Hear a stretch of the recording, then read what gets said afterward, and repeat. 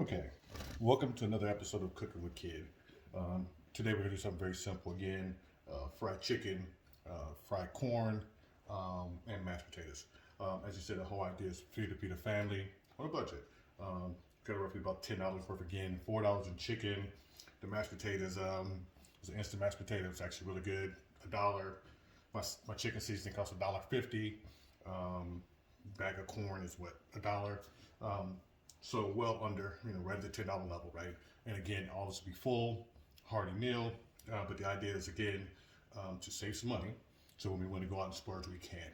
So again, we'll go ahead and get started. As you can see right here, I've already got my chicken here. We've already brined it.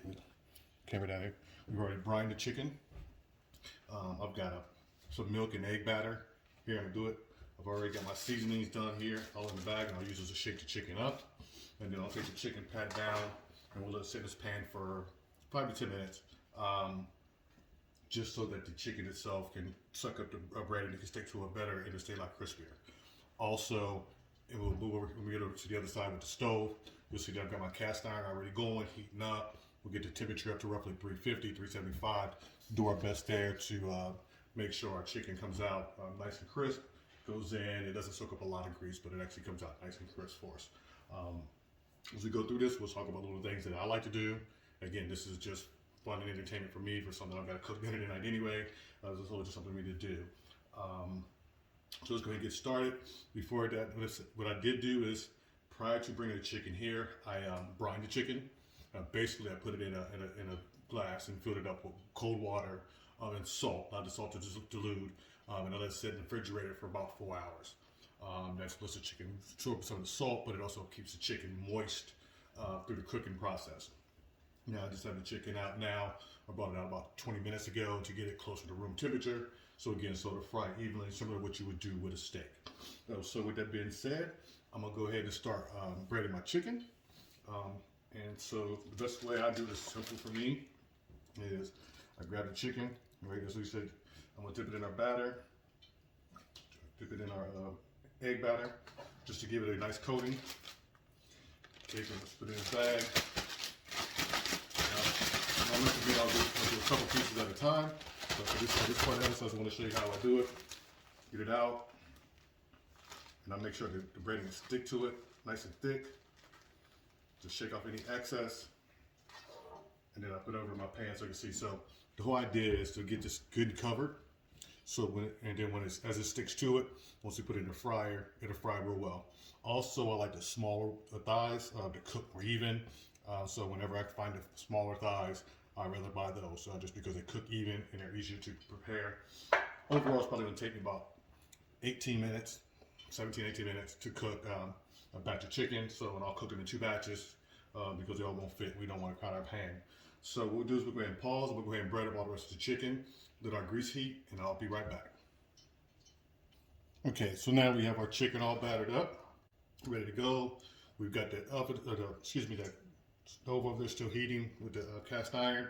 When I'll come back, we'll let the chicken sit there for a minute. I still need to get the cast iron up to the right temperature. And then we'll come back, get the chicken going, and then we'll start the corn. With the corn, we just basically take a few strips of bacon. Like I like to cook with bacon, take the bacon, use the bacon grease, and I'm just going to use some frozen corn, simple, season it, get it tenderized. Tell you, I use simple ingredients. Use the Ultra House chicken. I'm not a spokesperson, but this is what I use. Then let's add a little bit more to it that I like to do.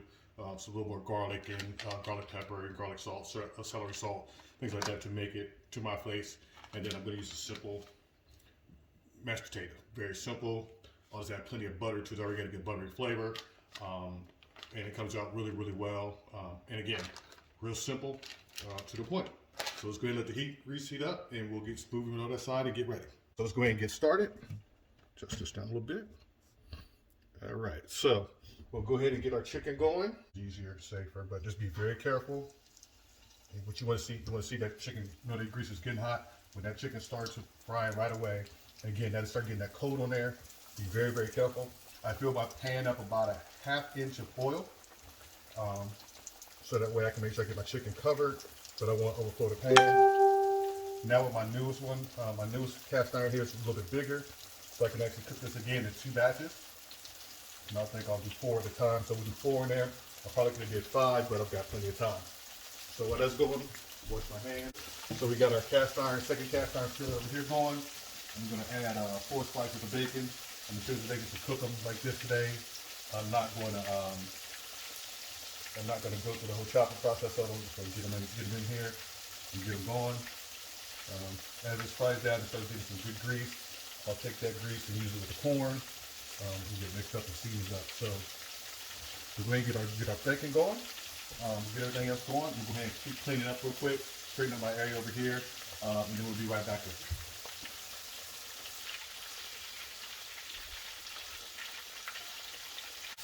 All right, so got our bacon going pretty good. And then did our first chicken. It's been cooked in about 7.5, 8 minutes. I'm gonna go ahead and flip it over, get a good look at it. Make sure we got the crispy one. Yeah, we got that golden brown. There we go. That's like the color I want right there.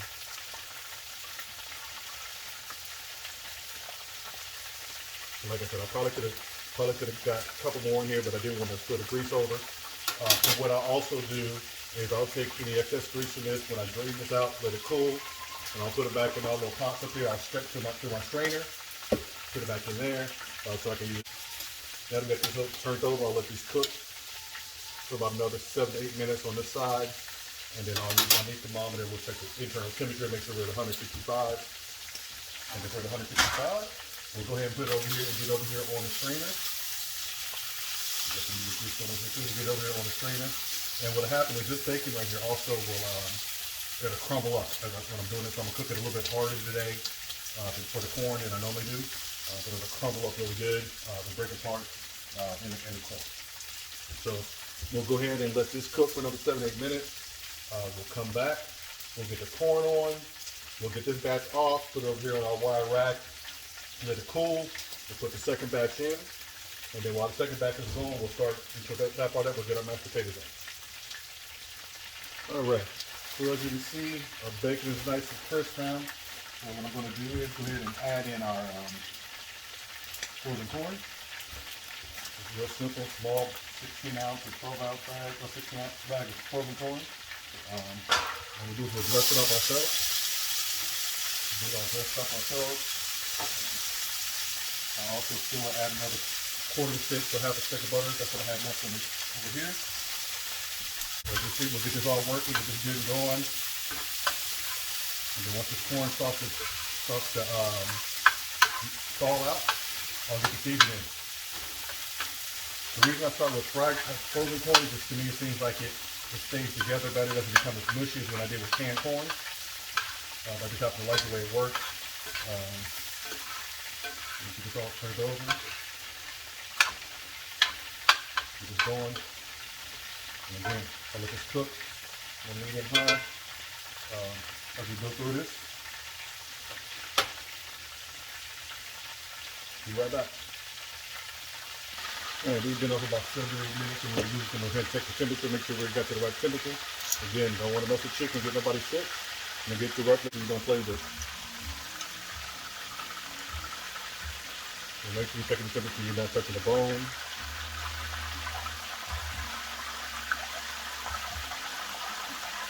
Alrighty, we're there.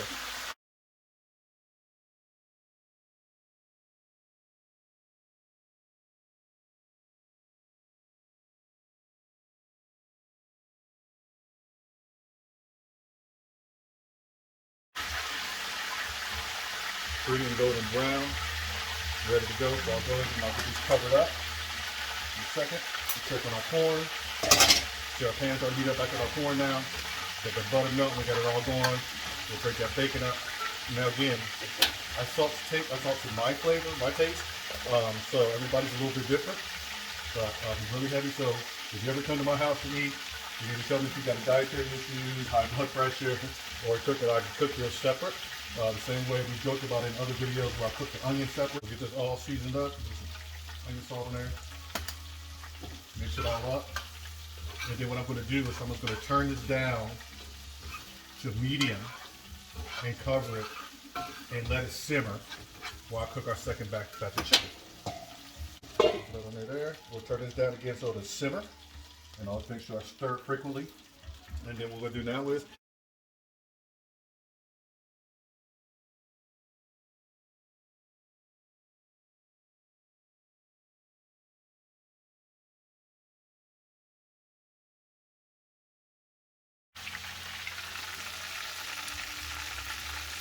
all right, so we have our taste tester here today, so let's see what she thinks about it.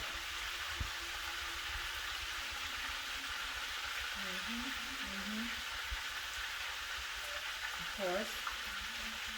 Always good. Chicken looking crunchy. This chicken.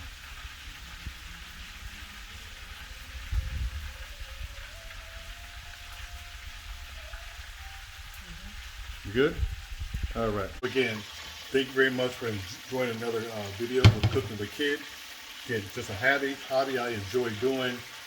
Again, $10 meal is just something that I like to do. I think it's fun to see what I can come up with to make sure we eat good, save a couple bucks, and then share. So we'll come up with the next video. Any kind of ideas or comments, please comment below. Anything you want to see I prepare, let me know, and I'll try to do it. As long as it doesn't require mayo, I'll give it a chance. All right, thank you very much, and we'll see you next time.